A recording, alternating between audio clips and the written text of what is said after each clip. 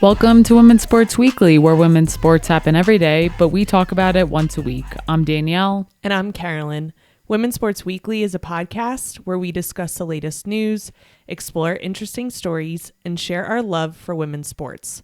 Follow us on Instagram, YouTube, and TikTok at WomensSportsWeeklyPod. Follow us and rate us on Spotify and Apple Podcasts. Send us an email at WomensSportsWeeklyPod@gmail.com, and we may feature your email on our Listener Experience Zone, also known as the Les. We have Run Club this Thursday and every Thursday at 6 p.m. at the 99ers Sports Bar. If you listen to our podcast and share a secret word with the bartenders after we run, you will get 50% off your first draft. So we hope to see you at 6 p.m. for a 3-mile run and hanging out at the bar after. The secret word this week is fish. Why is it fish, Carolyn? I love how we do this now. We just use it as a way to get into what we're up to. We attempted to fish this past weekend. It's the first time I've fished in a very long time, and it brought me so much joy. I want to buy a fishing pole now. Ooh, okay. Our friend who we were with said it's fishing, not catching. Yeah, that's very true. We did not catch anything. But we spent a really nice weekend camping up in the mountains in Crested Butte, and it was wonderful. We did a really nice long hike where we experienced every emotion. We had a good, nice little fight, and we got it all out. And then by the time we came down the mountain, we were all good again, back in Lover's Land. I am still sore from that hike. It made me feel extremely out of shape, which I hate. But it was an 8-mile hike and over 2,400 feet of elevation gain. And Crested Butte, where we were camping, is already a lot higher elevation than Denver. So we were feeling it, and I hate feeling out of shape. Yeah, I was picking spots as we were hiking up and like, okay, I'm going to make it to that bush and then I'll take a rest and then I'll make it to that next one. Because it was just straight up. And we did high elevation on our trip to Switzerland. And I was like, I'm crushing. We need to do more of these in Colorado. And then we come back to Colorado and I'm like, yeah, I'm ready to do it. And I'm like, this is why I don't do these types of hikes a lot, because it's level 2 fun, which means it's not fun until you look back on it afterwards. Yeah. You were also very scared that Scout was going to jump off a cliff. So we were on a ridge. Again, this hike was gorgeous. It was 360 mountain views. Like everywhere you turned, it was beautiful, but we were on a ridge. So on either side, it was a pretty steep drop. It wasn't a cliff, so to speak, where it would have went straight down. But if Scout chased something and went to one side too far of the ridge, I don't think she would have been able to get back up. And that is a little scary, but you were very stressed and put her on leash, which you rarely get stressed about. Yeah, I was extremely stressed. And there were some spots where it was cliff. And so that was one area that I was scared. And then I just kept thinking in my head, if it's not the cliff, if she goes down there and she can't get back up, we're all going to be freaking out. And then we're going to be putting ourselves in danger to try to go get her from this place, which would then become a cliff. So yes, I was having some genuine freakouts. Yeah, but beautiful hike. Our campground and our campsite was right on a lake, and that was beautiful. Got some paddle boarding in. You, me, and Scout on the same paddle board. I think people get a kick out of that. They're like, wait, you all go on the same paddleboard? We're like, yep.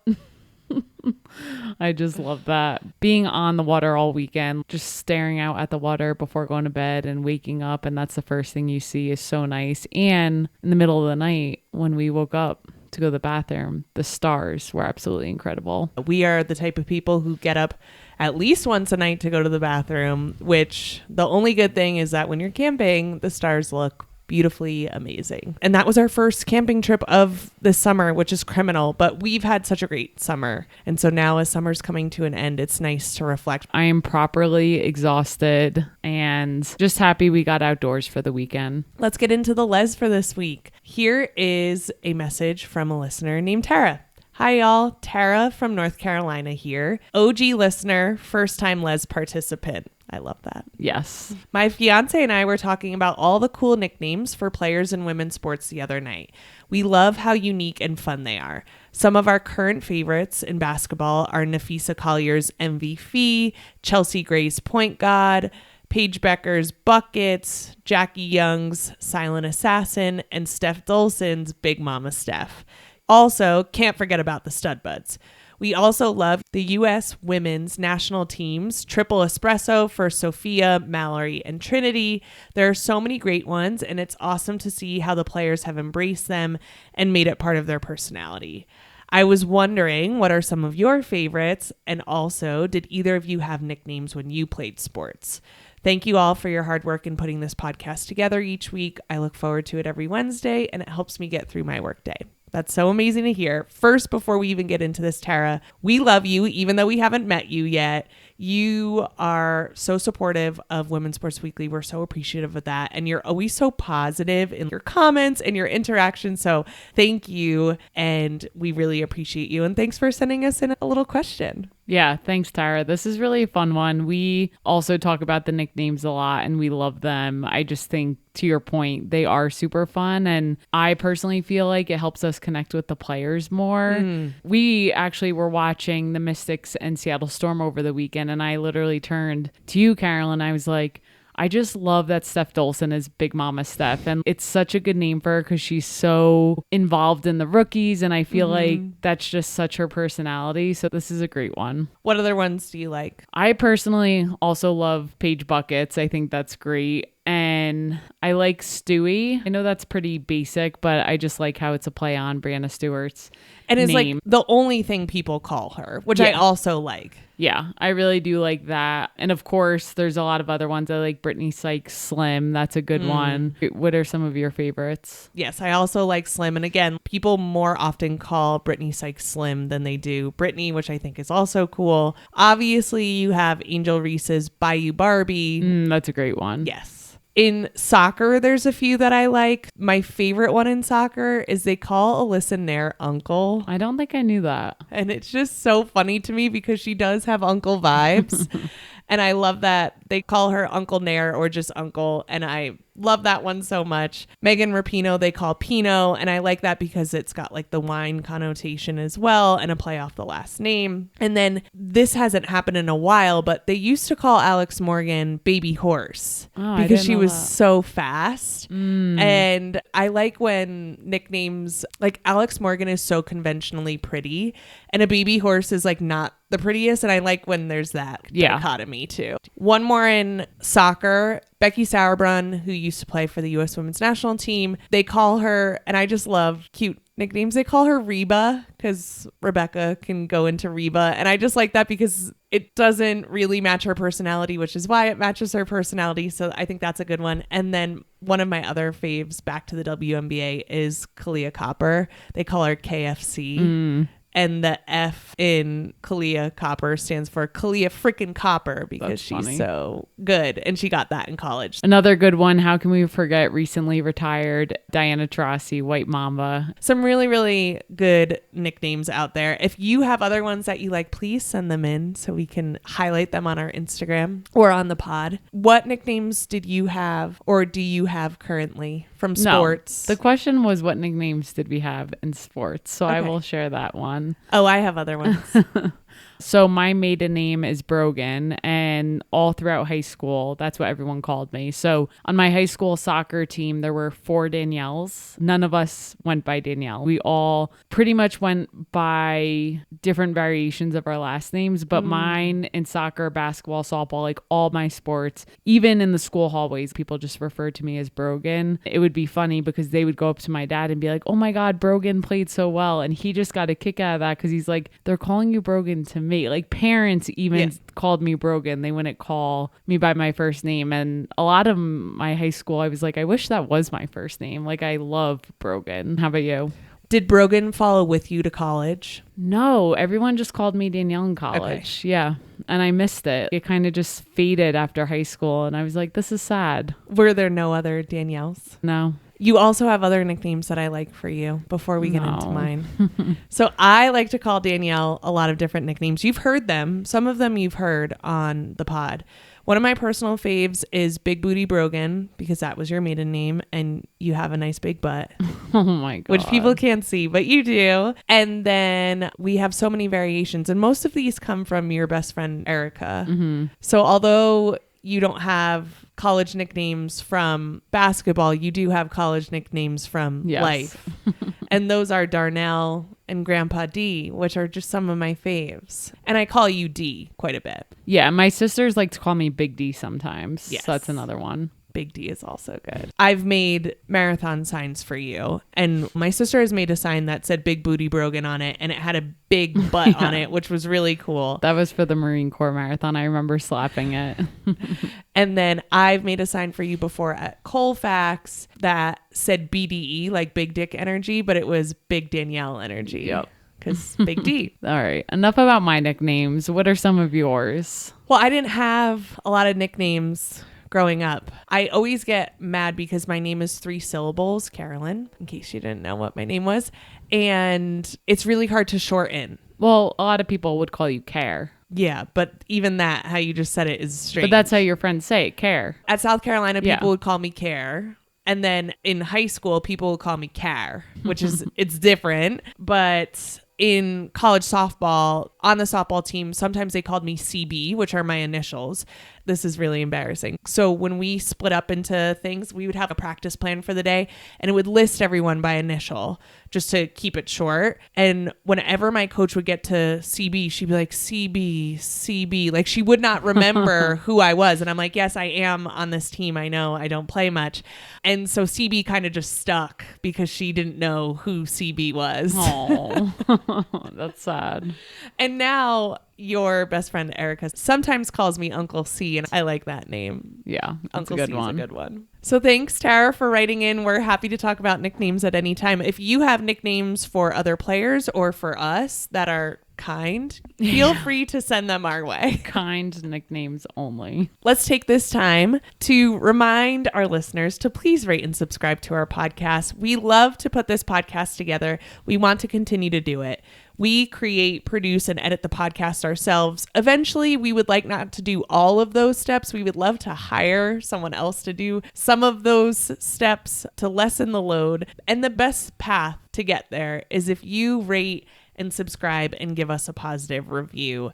That helps us tremendously to grow. And then hopefully we can grow so much that we can get some support for this podcast and make it even better than it already is. So please share this podcast with the people you love. Thank you to everyone who has rated and subscribed and written a positive review. We really appreciate that. If you send us a screenshot of your 5-star review, we will send you a sticker in the mail. I'll have some going out this week. So thank you. And thanks for all the support. We love to do it. Let's get into the highlight reel for this week. We have a lot of WNBA highlights this week. I am wearing my new Everyone Watches the WNBA shirt. Also from Erica. I know. Great birthday gift.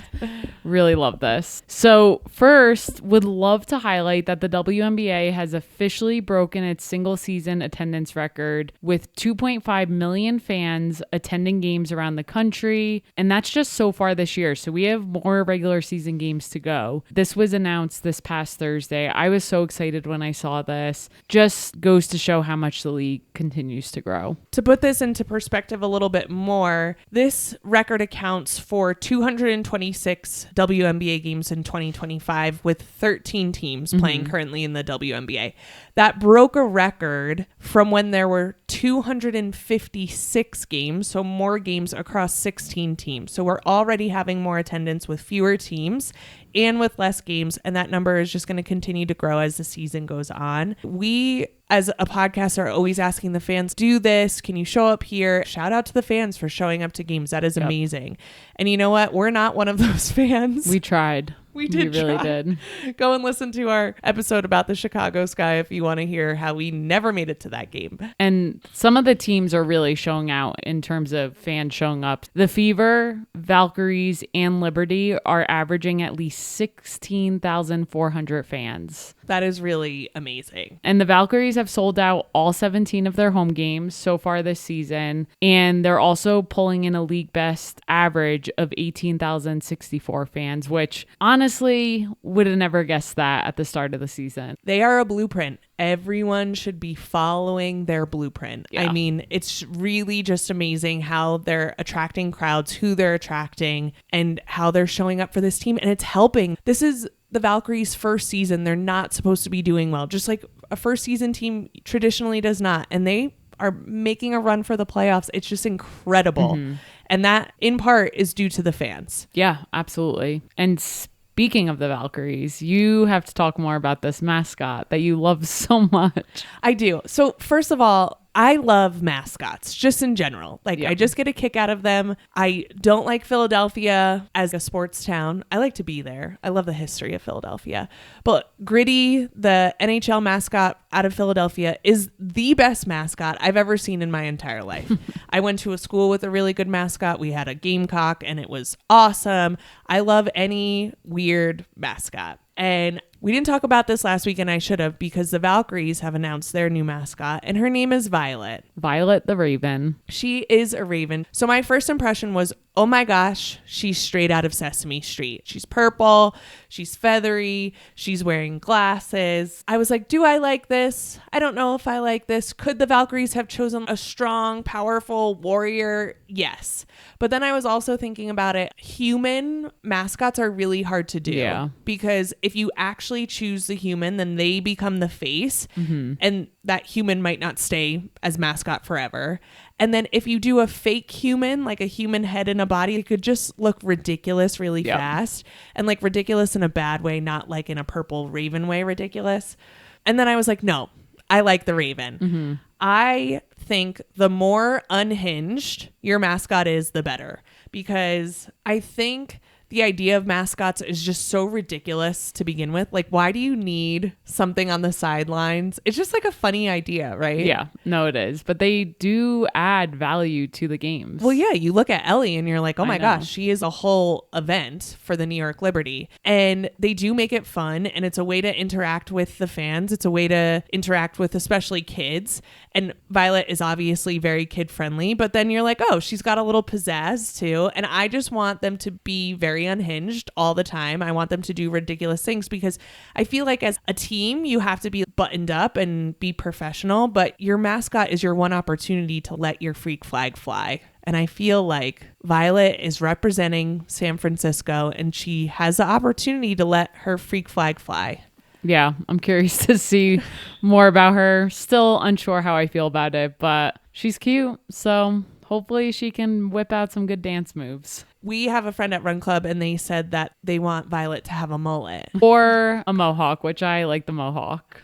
But I'm like, yes, again, the more unhinged, the better. Let's tussle up her hair. Let's look like this raven got into a fight. I want, during Halloween, I want her to go hard into Edgar Allan Poe. I don't even think they're going to be playing in Halloween. They won't. No. But do you remember that poem, The Raven? Yes.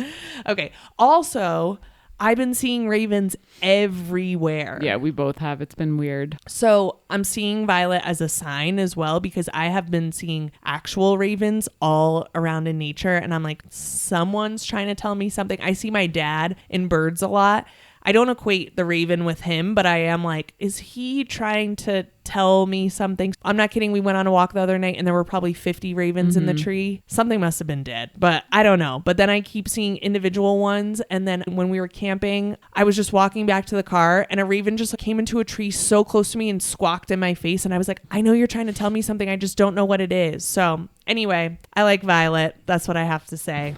Approved. Carolyn approved. Moving on from mascots, we have to talk about Paige Bueckers' amazing 44-point performance this past week. She scored 44 points in the Dallas Wings loss to the LA Sparks. They did end up losing this game on a buzzer beater, 81-80. We were watching this game in the first half, and I just remember being so into it and saying to you, like, Paige is unconscious. She can't miss.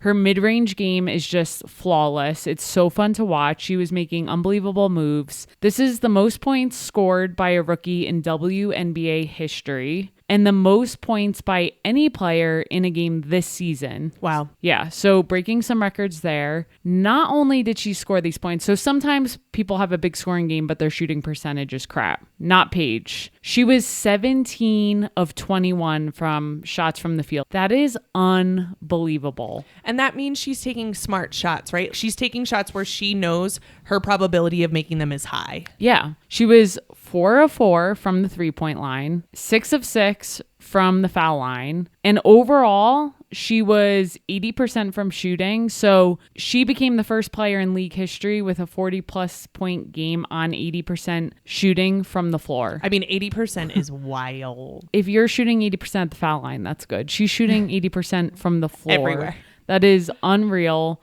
She also added 4 rebounds and 3 assists during this game.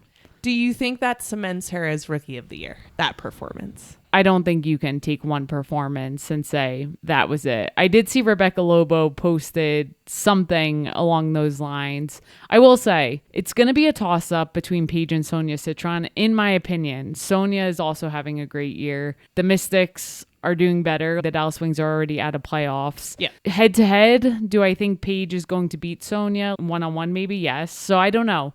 I go back and forth, but Sonia and Paige are both having incredible years, but I don't think you could say one game cements a player. Do you split it? Do you give them both? No. Oh, God, no. What did you say all last week about what a tie is? No one wants to be co-Rookie of the Year. Okay. Jeez. What do you think? I think Sonia Citron's having an amazing season. Unless they make...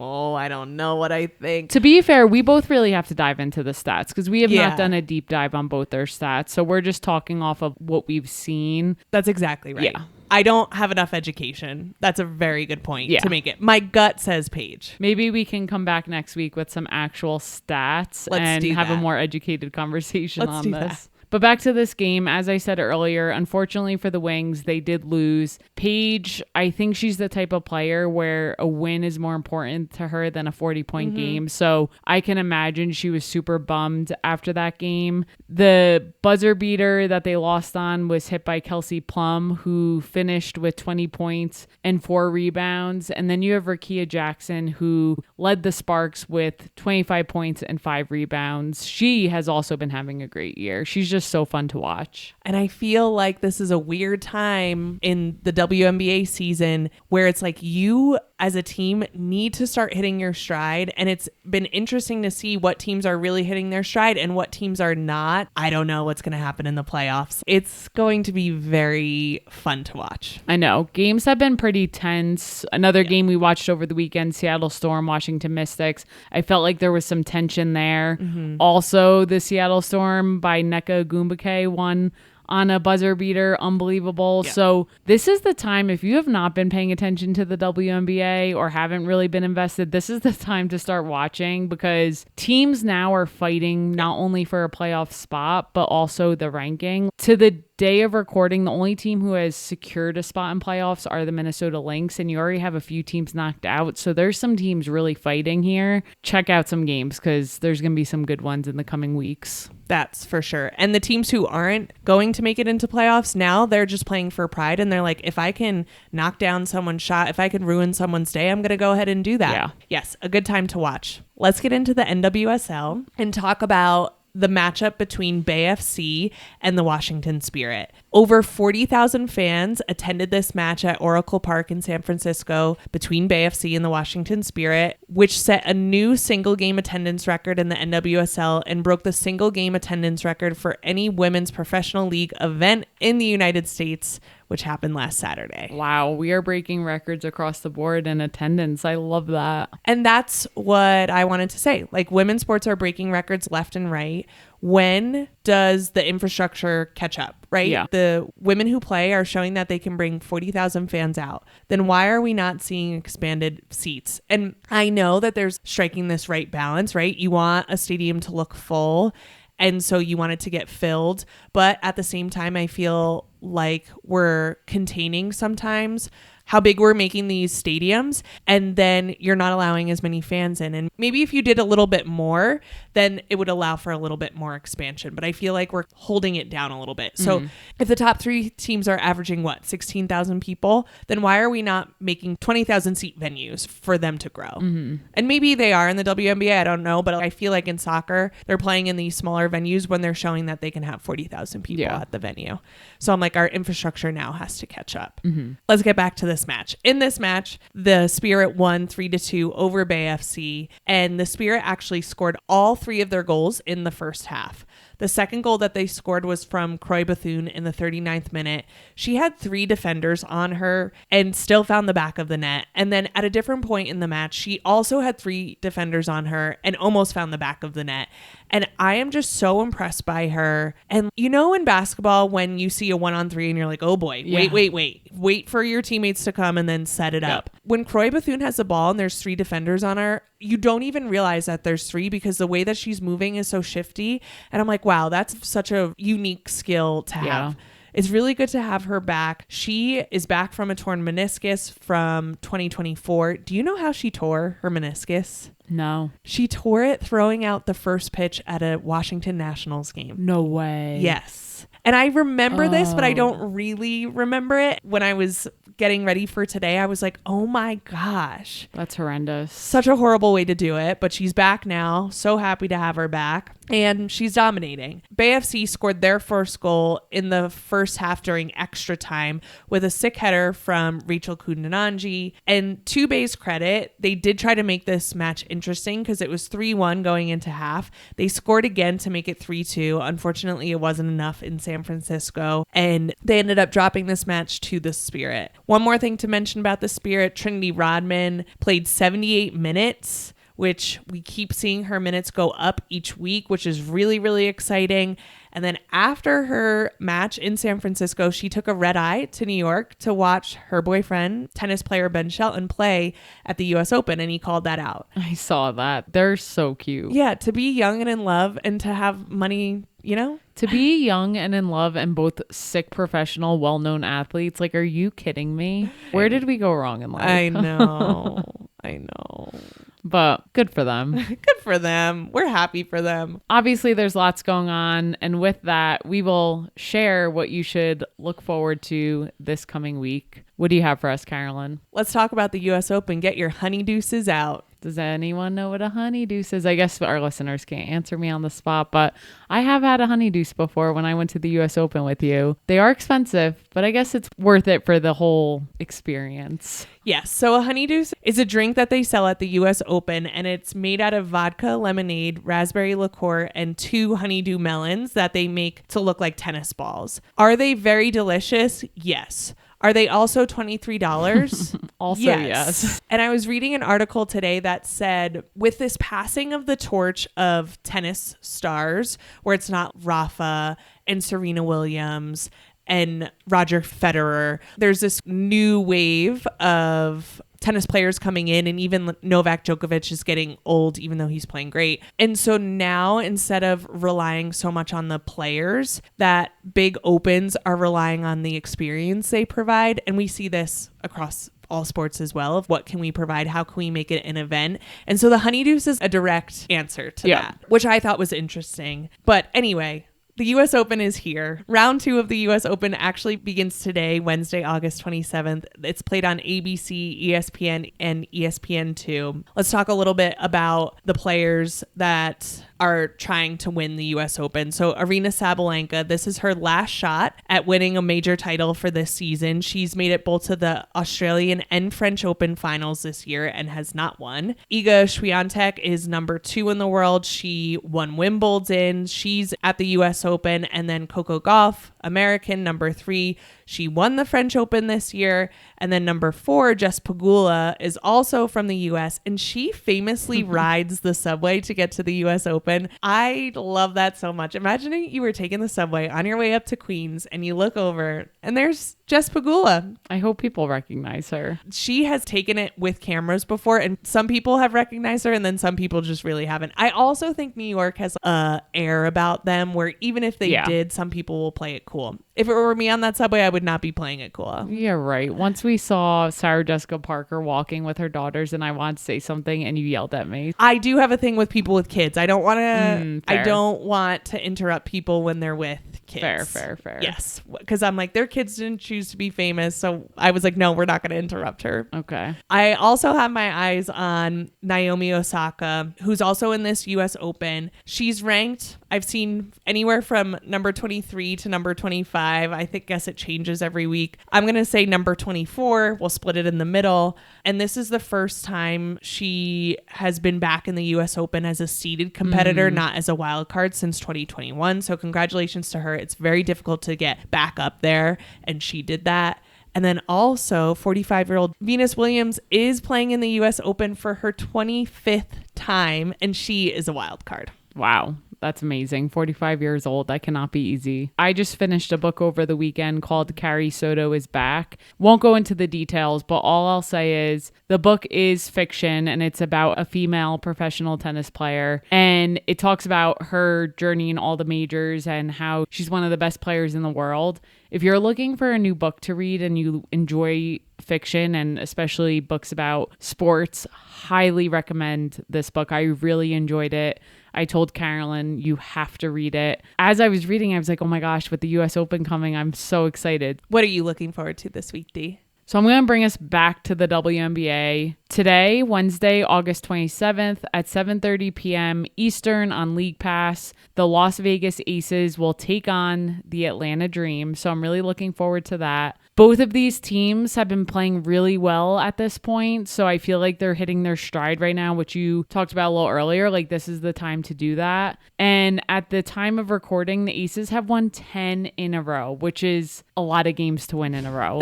That's pretty intense. Atlanta beat both the Lynx and the Liberty this past week. The game against the Lynx was so close. They really pulled that one out. Very exciting. The transformation that the Aces have had this season, they were in some dark places. Yeah. And the fact that they are on a 10-game winning streak, it's really amazing how they've turned it around. I would love to know what was said, what was done, that they've just found this new will to win and are making it work because, I don't know, it's good timing. They must have taken Asia Wilson's advice when she said in the press conference, you just can't force your game. It's like forcing a fart and all you get is shit. Do you think that's it? Yep. It's all her. Do you think they were just forcing farts that whole time? Who knows? Forcing farts, and they finally just let them fly. If you haven't seen that clip, please look it up. Chelsea Gray's reaction to this. I watched this video like 20 times in a row. I was laughing. So appalled. She was like, ah. Yeah. So funny. But anyways, I mentioned earlier that teams are already out of playoffs at this point. So you have the Connecticut Sun, Dallas Wings, and Chicago Sky, who unfortunately for them have already been eliminated from playoffs. And I already mentioned this earlier, but the Minnesota Lynx are the first team to clinch a spot. More to come, and this is the time to start watching the W if you haven't done so already. That's it for this week. We will see you next week on Women's Sports Weekly. In the meantime, watch women's sports and share the podcast with your friends. Rate and subscribe to the pod on Spotify, Apple, and YouTube. Thanks for joining us.